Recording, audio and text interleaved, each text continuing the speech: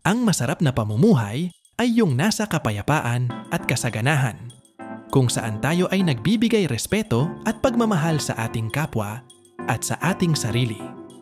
Sa pagiging tapat, matapat, at may integridad sa ating mga gawain at pakikisama, tayo ay nakakaranas ng tunay na kaligayahan at kapanatagan sa puso. Mahalaga ang pagbibigay halaga sa katotohanan at katarungan, at sa pagpapakita ng paggalang at pagmamahal sa bawat isa.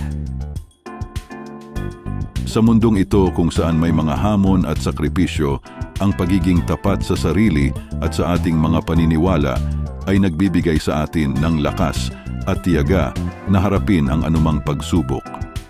Hindi tayo nagpapadala sa kasinungalingan at karumihan ng mundo. Sa halip, tayo ay nananatili sa pagsunod sa tama at makatwiran na pamantayan ng ating mga gawa at pagkilos. Ang kapayapaan at kalinawan ng isip at puso ay nagdudulot ng kaginhawaan at katiwasayan sa ating buhay.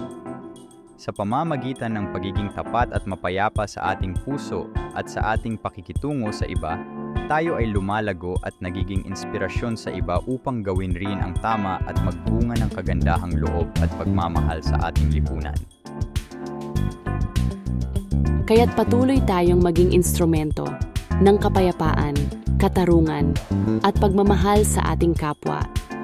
Sa pagiging tapat, mapayapa, at may integridad sa ating mga gawain at salita, tayo ay nakakatulong sa pagtataguyod ng isang mas makabuluhang at masaya at mapayapang komunidad kung saan tayo ay sa kanyang puso at buhay. Amen.